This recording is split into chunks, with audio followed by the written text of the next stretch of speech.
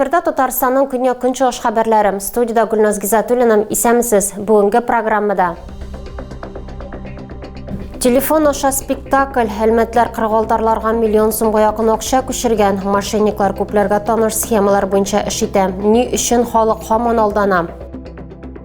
Терлек азыгын үзләре җитештерә, сөтне тапшыралар. Зәбировлар күп еллар дәвамында терлекчелек белән шөгыльләнә һәм яхшы табыш ала. 1000-не кушып санау ничек кеше гомерен саклап калырга ярдәм итә, һәм зыян күрүчегә ни өчен дару бирергә ярамый. Кыргылдарлар ялсыз эшли һәм төшке ашка бүленми. Шушы көннәрдә алар гражданнардан миллион сумга якын акча үзләштерергә өлгергән.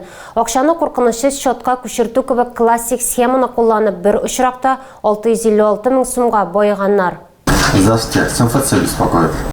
Аферистлар Ират алдында телефон аша спектакль куйган. Кыргылдарларның берсе үзен күп функциялы үзәк хезмәткәре дип таныштыра һәм булачак зыян күрүчедән дәүләт хезмәтләре порталының шәхси кабинетыннан пароль сорый.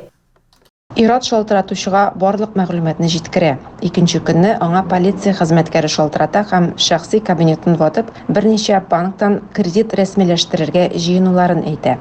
Шушы вакыйгадан җинаятьче материаллары башланам. Ялган полиция хезмәткәреннән соң Ират белән 3нче актер элемтәгә керә. Бу юлы трубкадагы тавыш үзен банк хезмәткәре дип таныштыра. Добрый день, Иван Иванович. Есть информация, что на вас кредит хотят оформить. Трубкадан аңа интернет-порталдан мәгълүматның читкә таралуы сәбәпле кредит рәсмиләштергә җыенуларым, гаризаның да шуннан килүен әйтәләр. Һәм Иратка моннан котылу өчен тагын бер кредит рәсмиләштергә тәкъдим итәләр.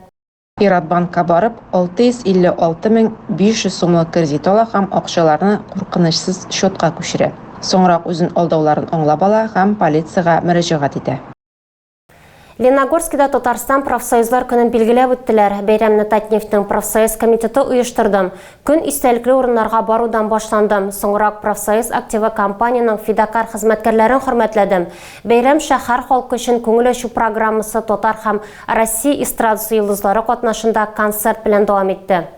Шөгырдәге беренче скважина төбәкнең нефть тарихы башланган урын санала. 80 еллык авыр сугыш елларында биредә сәнәгать нефте табыла һәм ул бүгенге көнгә кадәр эшли. Башлап ел салучыларның авыр хезмәте белән нефть чыгару нәтиҗәсендә республика чәчәк ата. 5 елдан соң 3нче скважина Ромашканы ятмасын ача. Ул дөньядагы иң зур ятмалар унлыгының берсе санала. Нефть музеенда кунаклар үткәннәрне барлады. Вот с этой жижи, вот она, битумоносная жижа. С нее брали со 100 килограмм, 15 килограмм, чуть больше. Һөнәрчелек остаханәләрендә кунаклар битум белән эшләү мизгелләрен күрде. Теләге булганнар тимерче ролендә үзләрен сынап та карады. Валентин Дмитриевич Шашин истәлегенә куелган һәйкәл янында легендар җитәкчене дә искә алдылар. Татнефть компаниясе аның исемен йөртә. Ул Татарстанның һәм Тулаем иленең нефть сәнәгатен үстерүгә зур өлеш керткән шәхес. Соңрак кунаклар ватанны ватырларча саклаган якташларына һәм күренекле нефтьчеләргә хөрмәт күрсәтте. Дон аллеясы һәм нефтьчеләр аллеясына чәчәкләр салды. Бәйрәм компанияның фидакар хезмәткәрләрен хөрмәтләү белән дәвам итте. Татнефть һәм профсоюз җитәкчелеге кулыннан алар лаеклы бүләкләр алды. Нефть монументы янында балалар легкие крылья урам театры аниматорлары һәм артистлары белән күңел ачты. Мастер-классларда һәм уеннарда да катнаштылар. Кичә Татар һәм Россия эстрадасы йолдызлары катнашында зур концерт белән тәмамланды. Тамашачылар аларга кушылып җырлады һәм рәхәтләнеп бийде. Бәйрәм Фирдус Тимаев чыгышы белән тәмамланды. Ознакайда алдынгы авыл хуҗалыгы хезмәтчәннәренә акчалата сертификатлар тапшырылды. Союз Агро җәмгыяте уңганнары да бүләкләргә лаек булды. Заканчивается уже кормозаготовка, последние гектары кукурузы. Вот мы поблагодарили наших механизаторов, комбайнеров за уборочную кампанию. Уборку зерновых Союз Агро уже завершили 17 августа. Средняя урожайность более 20 центнеров гектара. Союз Агро җәмгыятендә бөртеклеләр август урталарында ук алынып беткән терлек азыгын әзерләүдә төгәлләнү алдында тора. Авыл хезмәтчәннәре эшнең яхшы оештырылуын, шартларның уңай, хезмәт хакларының югары булуын билгеләде. Зәй районында урып җыю эшләре дәвам итә. Хәзер техника шикәр чөгендере, кукуруз һәм көнбагыш басуларында эшли.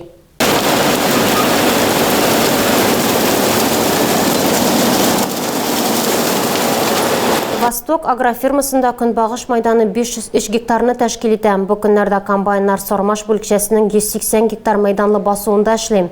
Механизаторлар алдында культураны вакытында җыеп алу бурычы тора. Коры һава торышы булуына карамастан уңыш яхшы, бу вакытында үткәрелгән чаралар нәтиҗәсе. Зәй районында көнбагыш майданы 3000 гектардан артык майданга чәчелгән, 816-сы җыеп алынган, бу планның 26% тәшкил итә. Авылда яшәү файдалымы, юкмы? Баулы районының Таллы күл бистәсеннән Зәбировлар гаиләсе әлеге сорауга җавапны яхшы белә. Алар шәхси ярдәмче хуҗалыкларында савым сыерлары һәм бузаулар асрый. Гаилә башлыклары күп еллар терлекчелек белән шөгыльләнә. Яхшы табыш алып, алар үз эшләрен тагы да үстерергә омтыла. Зәбировлар терлекләрнең һәрберсе турында яратып сөйлим. Алар үз эшләрен бер сыердан башлаган. Вакыт узу белән хуҗалыкта терлекләр саны арткан. Бүген гаилә 5 сыер, бозау, үгез һәм 3 бозау асрый. Алар терлексез авыл җирендә яшәү дөрес түгел дип саный. Гаилә башлыгы Новозареченск бистәсендә янгынга каршы пост начальнигым, хатыны биредә авыл җирлеге башлыгы. Эштә булуларына да карамастан, алар шәхси хуҗалыкта да өлгерәләр. 3 балалары да аерым яши, әмма әти-әниләренә һәрвакыт ярдәм итәләр. Гаиләдә йомырка, ит һәм сөт үзләренеке. Артык сөтне тапшыралар. Зәбировлар бер айга 1600 литр сөт сата. Хуҗабикә сыерларны аппарат белән сава. Бу аның эшен күпкә җиңеләйтә. Берничә ел элек алар хуҗалыкта 3 сыердан артык булган гаилә буларак муниципалитеттан саву аппараты алган.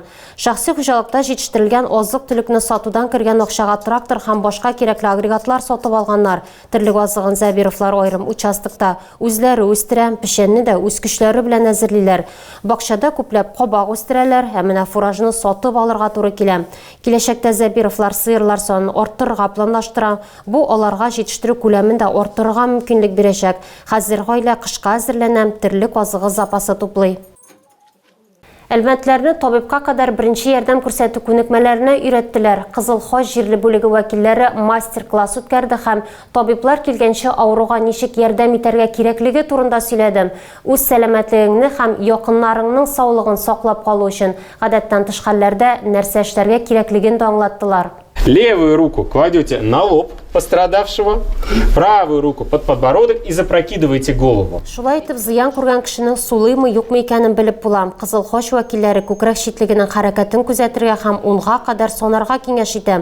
Дулкынланудан исәп тиз алып барылмасын өчен санарга 1000-не өстәргә кирәк. Люди в стрессовой ситуации считают очень быстро. 1, 2, 3, 4, 5 и так далее. Я заставляю себя считать вслух, заставляю себя считать 1001, 1002, 1003 в течение 10 секунд для того, чтобы дать себе возможность убедиться, что человек дышит или не дышит. Әгәр зыян күрүче аңына килсә, табибка кадәр ярдәм күрсәтергә мөмкин булуын истә тоту кирәк. Когда вы даете человеку лекарство, вы нарушаете границы первой помощи. Вы занимаетесь первой медицинской помощью. И вот в случае, если у человека случится аллергия, случится еще какое-то заболевание, которое спровоцирует это лекарство, или, не дай бог, смерть, вы уже будете подсудны. Мондый кагыйдәләр хәтта ярдәм күрсәтүче кеше яхшы таныш булганнарга да кагыла. Ашыгыч хәлдә дөрес эш итүне һәм яшьтән үк табибка кадәр күнекмәләрне үзләштерүне күрсәтү өчен Кызыл Хаҗ вәкилләре әлеге мастер-классны оештырды. Гаиләнең иң яшь вәкилләреннән тыш укыту ярдәмгә мохтаҗ булган өлкәннәргә һәм үз-үзләренә ярдәм күрсәтү мөмкинлегеннән мәхрүм ителгәннәргә дә кагылды. Оештыручылар республиканың көньяк-көнчыгышындагы барлык районнарда да укытулар уздырырга планлаштыра. Мастер-класста катнашырга өлгермәгән очракта мәгълүматлар белән Кызыл Хаҗның рәсми паблигында видео дәресләрдә танышырга мөмкин.